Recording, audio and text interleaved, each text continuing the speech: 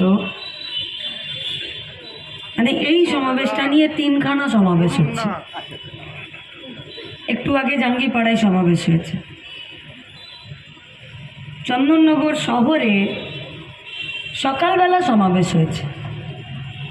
আমরা মগরা থেকে বেলা 10টার সময় সমাবেশ করে আমাদের যাত্রা শুরু করেছি। তার মাঝে সমস্ত কারখানার গেটে শ্রমিকরা ছিলেন, জনাইয়া কমরেডরা ছিলেন, বেগমপুরে ছিলেন, এরকম সব জায়গাতে সাধারণ মানুষ জুটছেন।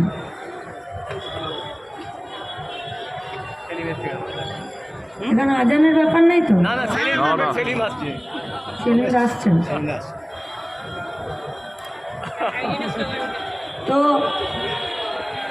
এবং বাংলা বাঁচাও যাত্রা শুরু হয়েছে 29শে নভেম্বর থেকে। সবাই বলেছেন, সবাই। আমরা কি চাইছি? পশ্চিমবঙ্গে একটি বিপজ্জনক রাজনীতি চলছে, বিপজ্জনক রাজনীতি। আমার এখানে বলা মানে ব্যাখ্যা করা, আপনারা সবাই জানেন। কিন্তু সবাই সব জানলেও অনেকে অনেক কিছু তো মনে করিয়ে দেয়। আমি শুধু আপনাদেরকে মনে করানোর কাজটা করছি। একটি বিপজ্জনক রাজনীতি, যে রাজনীতিতে শুধুমাত্র হুগলি জেলাতে 8,38,944টা জব কার্ড 3 বছর ধরে ডিফাং অবস্থায় পড়ে আছে। মানে শুধু হুগলি জেলাতে 8,38,944 জন 3 বছর ধরে 100 দিনের কাজ পেতে পারতেন। আমরা 2021-এর নির্বাচনে চণ্ডীতলা বিধানসভায় যখন কমরেড মোহাম্মদ সেলিম ভোটে দাঁড়িয়েছিলেন, সংযুক্ত মোর্চার পক্ষ থেকে আমরা যখন ক্যাম্পেইন করেছিলাম, আমরা বলেছিলাম 100 দিনের কাজকে 200 দিন করব, আর এর মজুরি বাড়াবো। 2022 সালের ডিসেম্বর থেকে 100 দিনের কাজ বন্ধ, মজুরি দাঁড়িয়েছে 260 টাকা। বছরে 100 দিনের কাজ, তার মানে 3 বছরে 300 দিনের কাজ ডিউ পড়ে আছে। প্রত্যেকটা দিনের 260 টাকা করে মজুরি কারা পেত? এই লাখ লাখ হুগলির বেকার ছেলে মেয়েরা, যারা গাঁয়ে থাকে, পঞ্চায়েতে থাকে। এ পয়সা কোথায় খরচ হতো? চণ্ডীতলার বাজারে, চুচুড়ার বাজারে, এই এলাকার একদম এদিকে ধনিয়াখালি থেকে শুরু করে ব্যান্ডেল পর্যন্ত এই গোটা হুগলি জুড়ে এই টাকা খরচ হতো। কিন্তু এই টাকা পশ্চিমবঙ্গে এলো না। কেন এলো না? কেন? রাজ্যের সরকার প্রশাসনকে ব্যবহার করে পার্টির সম্পাদক কমরেড মোহাম্মদ সেলিম চলে এসছেন। আমি এই কথাটা বলতে গিয়ে যেটা বলেছিলাম যে আমাকে স্টপ গ্যাপের কাজ করতে হবে, স্টপ গ্যাপের কাজ করতে হবে না। এবার আমার কথা আমি চটকট করে বলে যাব। जिसका संसद का तजुर्बा है और जिसका सड़क पर लड़ने का भी तजुर्बा है, वो अभी आप लोगों के सामने बोलेंगे।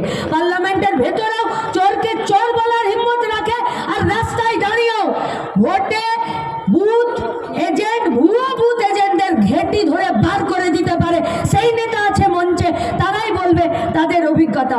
আমরা বলতে চাইছি, এ পশ্চিমবঙ্গের একটি বিপজ্জনক রাজনীতি, সরকার, পুলিশ, বিডিও, পঞ্চায়েতের প্রশাসনকে ব্যবহার করে লাখ লাখ টাকার 100 দিনের কাজ চুরি করলো। সবাই সব জানে, কিন্তু চোখ বন্ধ করে আছে। একমাত্র লাল ঝান্ডা পশ্চিমবঙ্গে কথা দিল, খবর দিল, বার্তা দিল, রাস্তায় নামালো, বলল গ্রাম জাগাও, চোর তাড়াও। 4-এর ক ফর্ম ফিল আপ হলো, 4-এর খ ফর্ম ফিল আপ হলো, পঞ্চায়েতে পঞ্চায়েতে বিক্ষোভ হলো। বিজেপি হাতে ছুতো পেল। কিসের ছুতো? তৃণমূল চুরি করেছে। प्रति बছর फरवरी मासे इस देश का बजट पेश होता है। पिछले कुछ सालों से यह बजट पेश कर रही है इस देश का वित्त मंत्री फिनांस मिनिस्टर निर्मला सीतारमन। যতবার বাজেট পেশ করছেন ততবার এই গোটা ভারতবর্ষে 100 দিনের কাজের টাকা কমাচ্ছেন। কখন কমাচ্ছেন? যখন রেল বন্ধ হচ্ছে, বিএসএনএল বন্ধ হচ্ছে, এয়ারলাইন্স বিক্রি হচ্ছে, নদী নালা জঙ্গল বিক্রি হচ্ছে, কলিয়ারি খাদান বিক্রি হয়ে যাচ্ছে, আমাদের পেট্রোল যে আমাদের সম্পত্তি তা বিক্রি হয়ে যাচ্ছে। এই পশ্চিমবঙ্গের বুকে 20,000 কারখানার গেটে তালা লাগিয়ে দিয়েছে। ঠিক সেই সময় গ্রামের 100 দিনের কাজের টাকা বাজেটে কাটেলমেন্ট হচ্ছে, ও চুরি করছে। পশ্চিমবঙ্গের তৃণমূল কংগ্রেসের পরিচালিত রাজ্যের সরকার প্রশাসনকে ব্যবহার করে আর দিল্লিতে বিজেপির পার্টিটা নিজের সংখ্যাগরিষ্ঠতাকে ব্যবহার করে বাজেটে 100 দিনের কাজের টাকাতে কাটেলমেন্ট করছে।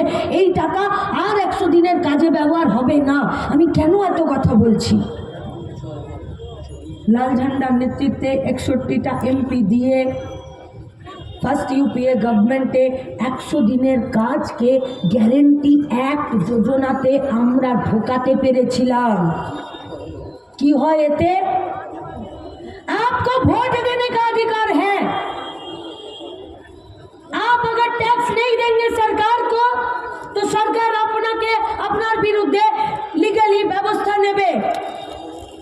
आपका बात करने का अधिकार है, आपको जिंदा रहने का अधिकार है, আপনার মানবাধিকার আছে, আপনার মৌলিক অধিকার আছে। কিন্তু এই ভারতবর্ষের সংবিধানে বেকার ছেলে মেয়েদের কাজের অধিকার ছিল না। লাল ঝান্ডা নেতৃত্ব নেয়নি, লাল ঝান্ডা মন্ত্রিত্ব নেয়নি, লাল ঝান্ডা লাল বাতির গাড়ি নেয়নি, লাল ঝান্ডা একটা ডিপার্টমেন্ট নেয়নি। কিন্তু লাল ঝান্ডা সুযোগ পেয়েছে আর সংবিধানে 100 দিনের কাজকে গ্যারেন্টি অ্যাক্ট করেছে। মানে সরকারকে আমাদের গতরের দাম ঠিক করতে হবে যারা সংগঠিত ক্ষেত্রে কাজ করে না। সকাল থেকে জুট মিলগুলো পার করে এসেছি, ডানলপের কারখানা পার করে এসেছি, গঞ্জের জুট মিল পার করে এসেছি। একটার পর একটা সাইরেন বাজছে, শ্রমিকরা ঢুকছে, আবার সাইরেন বাজছে, একদল শ্রমিক বেরোচ্ছে, তারা ঢোকা বাইরে হচ্ছে। আর এই গোটা পশ্চিমবঙ্গের কারখানা দিয়ে চিমনি দিয়ে ধোঁয়া বেরোচ্ছে আর ঘাম পড়ছে। আর এই মাটিতে আমাদের ভবিষ্যৎ, আমাদের বর্তমান, আমাদের এই প্রজন্ম সুরক্ষিত হচ্ছে। কিন্তু যারা গাঁয়ে থাকে, যারা অসংগঠিত, তাদের কি হবে? তাই সংবিধানে 100 দিনের কাজকে, আমাদের গতরের দামকে সরকারকে ঠিক করতে হবে, তার লিগ্যালি ব্যবস্থা করেছিল লাল झंडार सरकार, लाल झंडार पार्टी 61टा एमपी। इसीलिए वो लोग लाल झंडे से डरते हैं যে এরা যদি সরকারে চলে আসে, এরা যদি পার্লামেন্টে থাকে, এরা যদি বিধাनसभाয় থাকে, तो किसी माँ का लाल का हिम्मत नहीं है कि मजदूरों को 8 घंटे का बजाय 16 घंटा काम करवाए। कारो बुकेर पाटा হবে না 100 দিনের কাজের টাকা চুরি করার, কারো বুকের পাটা হতো না। 29টা শ্রমের আইনকে 4টা শ্রম কোড বিলে যুক্ত করে দিয়ে এই গোটা ভারতবর্ষে আমাদের শ্রমিকদের সংগঠিত হবার অধিকারকে কেড়ে নেওয়া। इसीलिए वो लोग लाल झंडे से डरते हैं। আপনি ভাবুন, আপনি পশ্চিমবঙ্গে একটি বিপজ্জনক রাজনীতি চলছে, যার মাথার উপরে ছাতা ধরে আছে বিজেপির পার্টিটা, আরএসএসের নেতৃত্বে তৃণমূল বিজেপি তৈরি হওয়ার দল। আপনি বুকে হাত দিয়ে বলুন, পশ্চিমবঙ্গের রাজ্য সরকার আরজি করের রেপিস্টকে যদি শেল্টার না দিত, পশ্চিমবঙ্গের সরকার আরজি করের খুনিদেরকে যদি মাথায় ছাতা না ধরতো, আরজি করের কাণ্ডে বিজেপির পার্টিটা সিবিআইকে দিয়ে মমতা ব্যানার্জির অপরাধের সাজানো বাগানে टहलने के लिए छोड़ दिए थे, আর যাকে দোষী সাব্যস্ত করলো তৃণমূলের পুলিশ, সেই একই জনকে দোষী সাব্যস্ত করলো বিজেপির নির্ধারিত, বিজেপির পরিচালিত যে সিবিআই। এর থেকে বোঝা যায় না যে পশ্চিমবঙ্গের একটি বিপজ্জনক রাজনীতি চলছে, যে রাজনীতিতে একজন রেপিস্টের কোনো রকম শাস্তি হয় না, যে রাজনীতিতে দুর্নীতিগ্রস্তদের শাস্তি হয় না, যে রাজনীতিতে যারা খুনি তাদের শাস্তি হয় না, যে রাজনীতিতে পাচারকারীরা তারা আজকে জেলের বাইরে ফেলে থাকে, যে রাজনীতিতে পশ্চিমবঙ্গের স্কুল মিড ডে মিল বন্ধ হয়ে যায় আর মদের দোকান খুলে যায়, যে রাজনীতিতে পশ্চিমবঙ্গের দুর্নীতিকে টাইট দেওয়ার জন্য বিজেপি তার সঙ্গে হাতাহাত করে নেয়, আমরা এই রাজনীতি বদলাতে চাইছি। আমরা এটা জানি, এই রাজনীতি বদলাতে গেলে আমাদেরকে আরো অনেক মাইল যেতে হবে। আমরা এটাও জানি, দীপশিতা বলেছে, তামান্নার কথা, সুদীপ্তর কথা, মইদুলের কথা, স্বপন কোলের কথা আমরা এও জানি। এই রাজনীতির বদল ঘটাতে গেলে যাদের বিরুদ্ধে আমরা লড়ছি তারা এত সহজে আমাদেরকে ছেড়ে দেবে না, আমাদের শহীদের তালিকায় আরো নাম যুক্ত হবে। আমরা এটাও জানি, এই তালিকাতে শুধুমাত্র শহীদের নাম যুক্ত হবে না, আমাদের কমরেডদের কেসের সংখ্যা বাড়বে। আমরা এও জানি এই রাস্তায় চলতে গেলে আমাদেরকে প্রত্যেকদিন নিজেদের পেটের ভাতের সঙ্গেও অ্যাডজাস্ট করতে হবে, হয়তো গামছা বেঁধেই পেটে রাস্তায় থাকতে হবে, কিন্তু লাল ঝান্ডা তৈরি আছে এই রাজনীতিকে বদল ঘটানোর জন্য। হাত আপনাদের দিকে বাড়াচ্ছি। রাজ্যের মুখ্যমন্ত্রী বলেছেন গত কয়েকদিন আগে নদিয়াতে মিটিং করে যে আমি এতবার মিনিস্টার হয়েছি, এতবার এমএলএ হয়েছি, এতবার এমপি হয়েছি, এতবার মুখ্যমন্ত্রী হয়েছি, আমাকে প্রমাণ করতে হবে আমি নাগরিক কিনা। তার থেকে ভালো আমার নাক্ষর দেওয়া। আমরা রাজ্যের মুখ্যমন্ত্রীর এই মনোবাসনা পূরণ করব। নাক্ষর তৃণমূলের মুখ্যমন্ত্রী আর পার্টিকে দিতে হবে। এই পশ্চিমবঙ্গে দুর্নীতি, এই পশ্চিমবঙ্গে বিপজ্জনক রাজনীতি আর এই পশ্চিমবঙ্গে গুন্ডারাজের রাজনীতি পরিচালনার জন্য আপনারা যারা এই গুন্ডারাজের রাজনীতিকে প্রতিহত করতে রাস্তায় আসতে চান, লাল ঝান্ডা আপনার দিকে হাত বাড়িয়ে বসে আছে।